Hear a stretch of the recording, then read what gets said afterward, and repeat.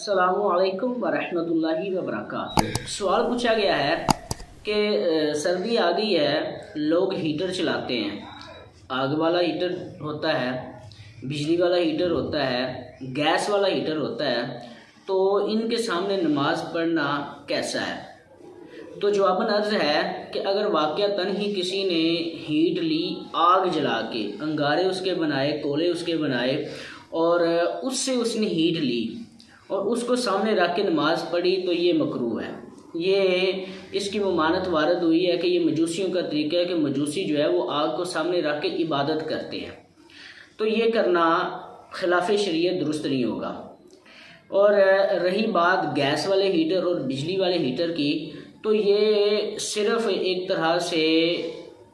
بجلی الیکٹرک کے ذریعے سے یا گیس کے ذریعے سے ہیٹ پیدا کرتا ہے، اصل میں یہ آگ نہیں ہے۔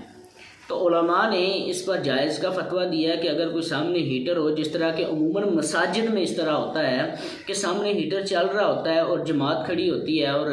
نماز ادا کی جاتی ہے، تو اس میں شرعاً کوئی حرج نہیں ہے، کیونکہ یہ اصل میں آگ نہیں ہے، صرف آگ کی مشابہت ہے، کیونکہ وہ آگ کی پوجا کرتے ہیں، ہیٹر وغیرہ کی پوجا نہیں کرتے۔ واللہ اعلم ورسولہ اعلم عز وجل، وصلی اللہ تعالی